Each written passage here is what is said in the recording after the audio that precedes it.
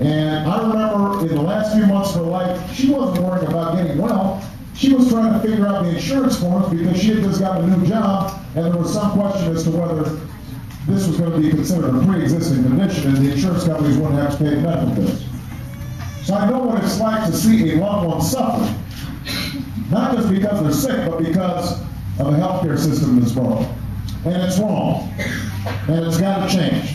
And that's why we're not going to let the insurance companies stop reform this time. I am going to make sure that we have a system in place, not 20 years from now, not 10 years from now, but by the end of my first term as President of the United States. I am committed to that.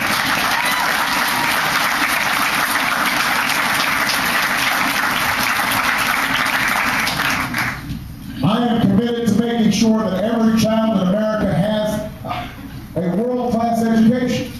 Not just some children, and that means don't just pass a law called No Child Left Behind, but leaves the money behind. We've got to make certain that our young people have early childhood education if they need it, so that they're prepared when they get to school. We've got to make sure that we're paying our teachers more money across the board, and that we work with them to give them the kind of professional training and development that they need. Because otherwise, our young people will not be able to compete. And I don't know about you, but I think it's about time that we make sure that every young person in America has an affordable, accessible college education, even if they don't come from a wealthy family. Because they need that college education if they're going to get the jobs of the future. We're falling behind the Chinese, we're falling behind the Indians on science and math and technology. That's not acceptable. And I won't accept it as President of the United States. We're going to make sure that young people can afford to go to college.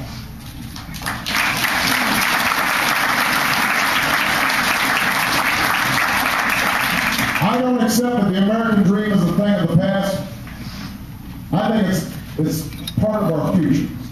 And that is why I am absolutely committed to making sure that we take away tax breaks from companies that are sending jobs overseas and give those tax breaks to companies that are investing right here in the United States of America. That's a basic principle of my administration, is making sure we're investing in America.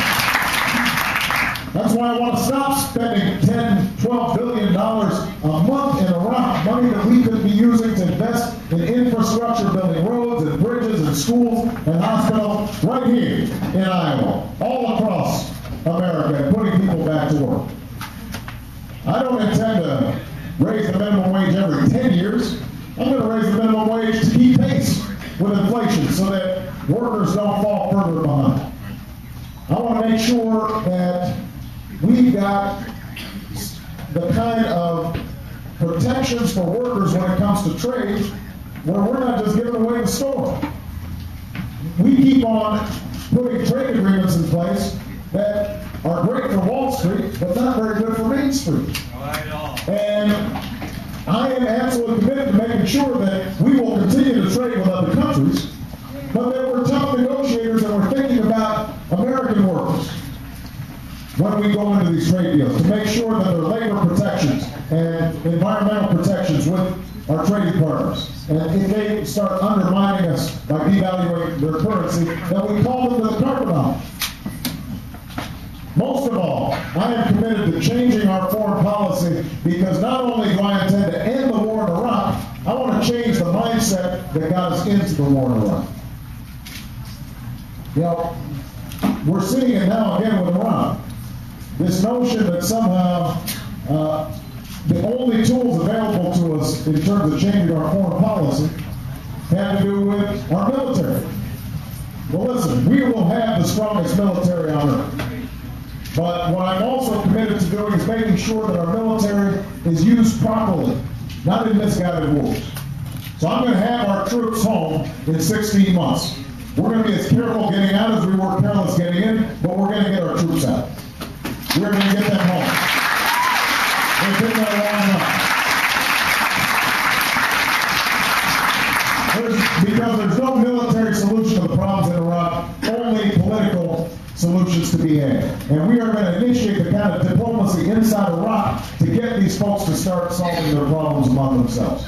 And we will talk to other countries in the region to make sure that they participate. And that means, by the way, talking not just to our friends, but talking to our enemies as well. I got in an argument with Senator Clinton about this, because she said, I said that I would meet with countries like Iran, countries we don't like. She said, well, no, that's naive. And I had to explain, John F. Kennedy once said we should never negotiate out of fear, but we should never fear to negotiate.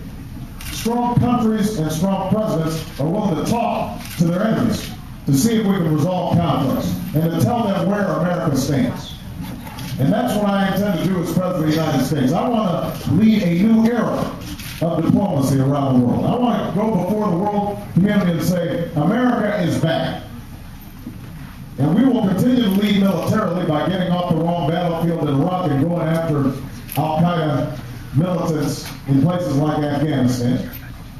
We will deal with nuclear proliferation and make sure that we're locking loose nuclear weapons that could have fallen into the hands of terrorists. But you know what we're also going to do? We're going to work with other countries to help build schools around the world, to teach math and science instead of hatred of America.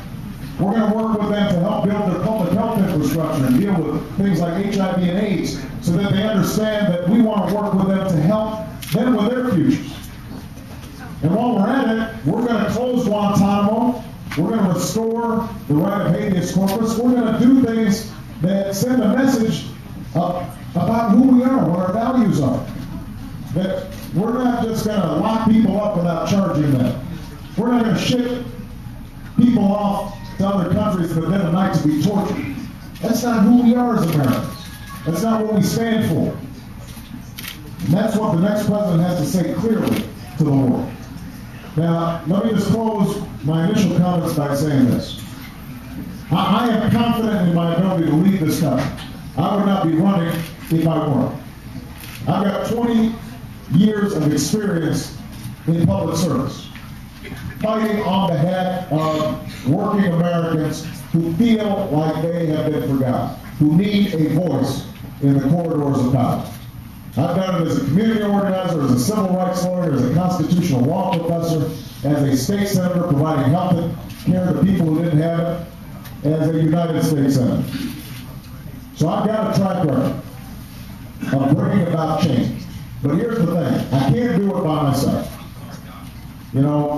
I'm reminded every day of my life, if not by events, then by my wife, that I am not a perfect man. I will not be a perfect president.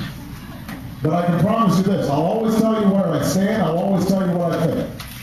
I'll be honest with you about the challenges we face, because some of them won't be easy.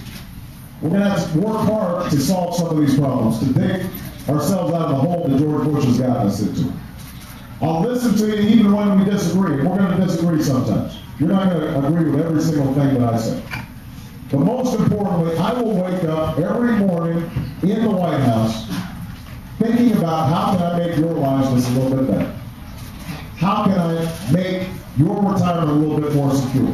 How can I make sure that you have a chance to live out the American dream? How can I make sure that your children are getting the kind of future that they deserve? That's what I will be spending my time thinking about. And if you are willing to stand with me, if you're willing to caucus for me on January 3rd, then I'm confident that not only are we going to win an election, but more importantly, I believe we can transform the country. So thank you very much, everybody. Thank you. Thank you. Thank you.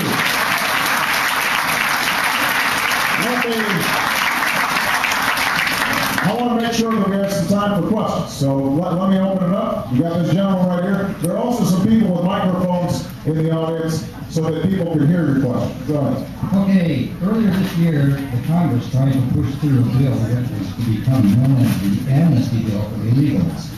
Luckily, talk radio largely led to its defeat.